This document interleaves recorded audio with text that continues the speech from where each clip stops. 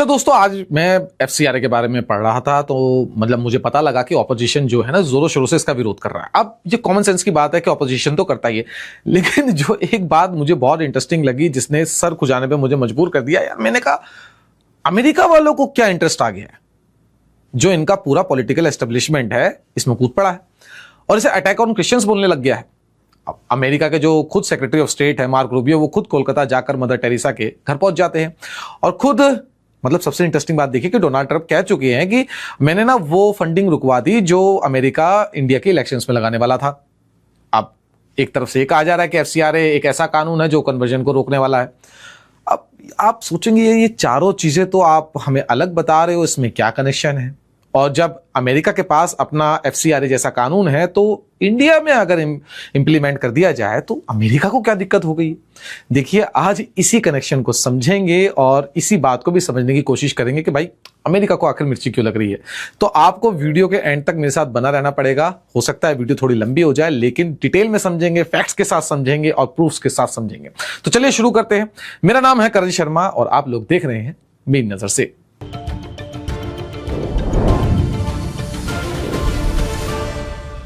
अच्छा दोस्तों, ये सब समझने से पहले ना आप जल्दी से शॉर्ट में पहले एफसीआरए समझ लो ताकि आगे सब आप आराम से क्लियर मतलब समझते जाओ। जैसे जैसे वीडियो आगे बढ़ेगी उसके लिए आपको ना पहले एफसीआरए समझना जरूरी है। देखिए, एफसीआरए मतलब फॉरेन कंट्रीब्यूशन रेगुलेशन एक्ट।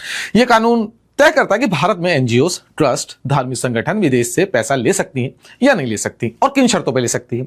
अब देखिए, दिक्कत कहां से शुरू हुई। नया foreign contribution regulation amendment bill 2026 25 मार्च 2026 को लोकसभा में इंट्रोड्यूस किया गया। अब इसका जो कोर है मतलब जो नया प्रोविजन है उसका कोर क्या कहता है, वो ये कहता है कि भाई अगर किसी संस्था को रजिस्ट्रेशन करवाना है और उसका जो रजिस्ट्रेशन है वो कैंसिल हो जाए या खुद कोई भी संस्था सरेंडर कर दे या उसका रजिस्ट्रेशन रिन्यू ना हो तो सरकार ना एक डेजिग्नेटेड अथॉरिटी बना सकती है जो उस संस्था की फॉरेन फंडेड प्रॉपर्टीज का कंट्रोल अपने हाथ में ले लेगी। हालांकि पूजा स्थल का जो धार्मिक स्वरूप है ना वो वैसे का वैसा ही बना रहेगा, ये बिल में लिखा हुआ है, लेकिन कंट्रोल जो है सरकार के पास चला जाएगा। अब देखिए, यहां से सवाल ये उठता है कि क्रिश्चियन एंगल ही क्यों बार बार आ रहा है।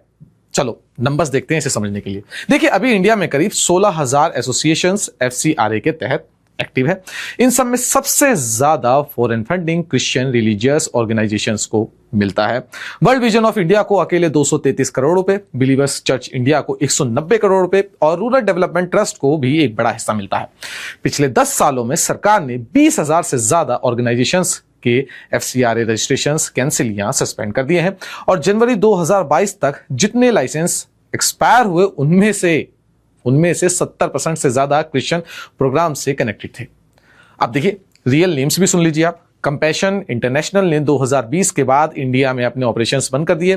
वर्ल्ड विजन इंडिया का जो है लाइसेंस कैंसिल हो गया और 2024 में church auxiliary for social action और एवेंजिकल फेलोशिप ऑफ इंडिया दोनों का जो रजिस्ट्रेशन है वो भी कैंसिल हो गया। और खुद जो मदर टेरेसा की मिशनरीज ऑफ चैरिटी का लाइसेंस है वो भी दिसंबर 2021 में रिन्यू नहीं हुआ था एडवर्स इनपुट्स के आधार पर। बाद में 2022 यानी कि जनवरी 2022 में इसको रिस्टोर कर दिया गया था। अब जो कन्वर्जन वाला एंगल है उसको भी हम बड़े आराम से समझने की कोशिश करते हैं धीरे धीरे। देखिए, 22 जून 2026 को मिनिस्ट्री ऑफ होम अफेयर्स ने नए एफसीआरए रूल्स नोटिफाई कर दिए। इनमें पहली बार सीधे सीधे लिखा गया कि भाई देखो, जो फॉरेन फंड्स का यूज है ना वो आप रिलीजियस कन्वर्सेशन के लिए नहीं कर सकते। जो भी ऑर्गेनाइजेशन ऐसा करेगी या ऐसे मतलब इन्वॉल्व पाई जाएगी ऐसी चीजों के अंदर, वो जो उसका एफसीआरए रजिस्ट्रेशन है वो इनएलिजिबल हो जाएगा, कैंसिल हो जाएगा ऑटोमेटिकली। अब होम मिनिस्टर अमित शाह ने खुद पार्लियामेंट में इसका इशारा भी दे दिया था। सरकार का आर्ग्यूमेंट है, सालों से इल्जाम लगते रहे हैं और कई केस में यह साबित भी हुआ है कि कुछ जो फॉरेन फंडेड एनजीओज हैं और मिशनरी नेटवर्क्स हैं, एजुकेशन और हेल्थ केयर के नाम पर असल में कन्वर्जन का खेल खेल रहे हैं, काम कर रहे हैं।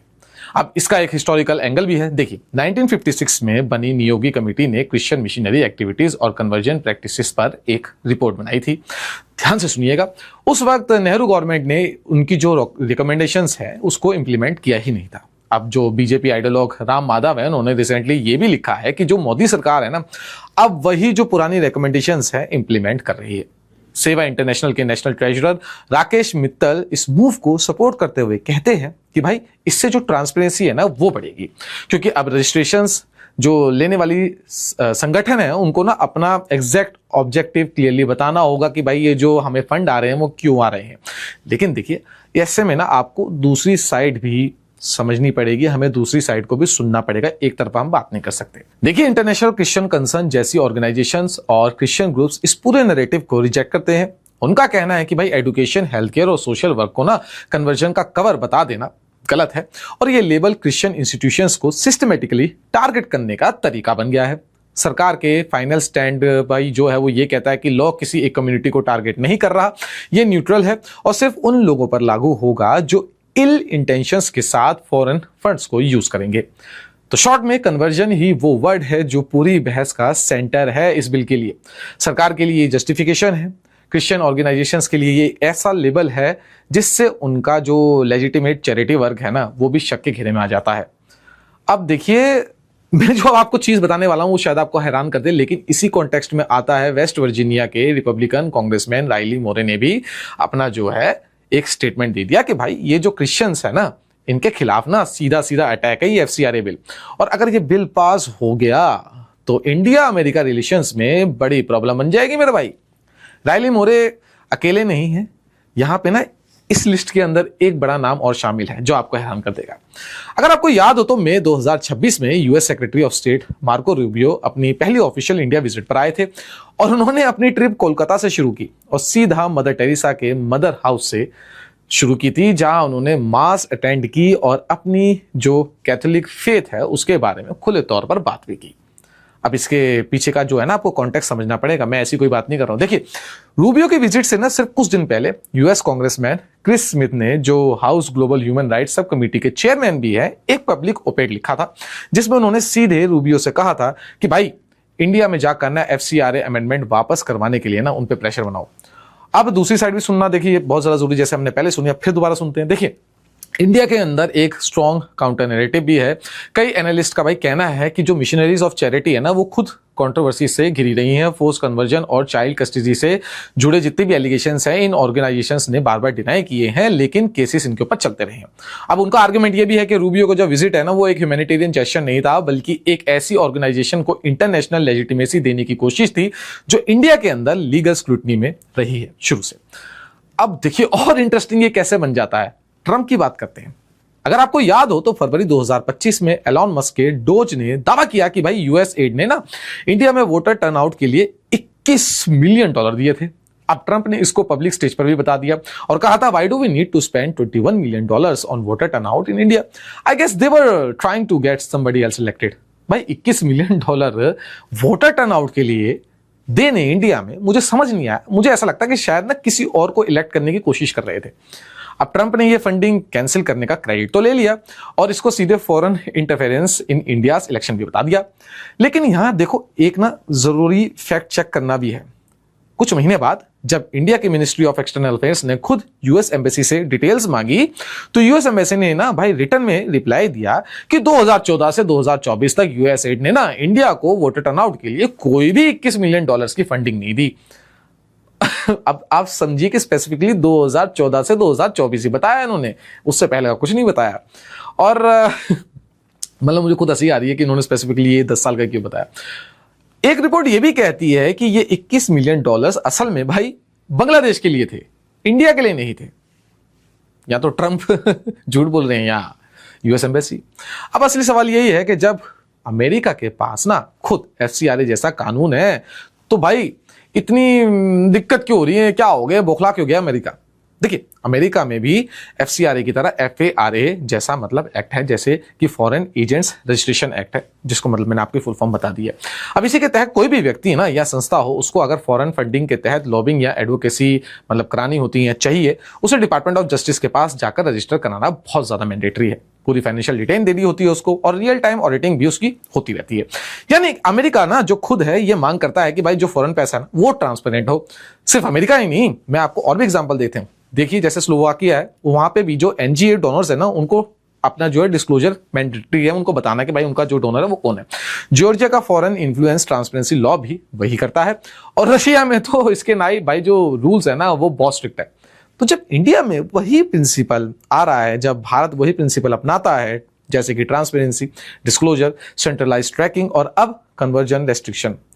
तब ये अटैक ऑन रिलीजन कैसे बन गया भाई, मुझे तो समझ नहीं आया।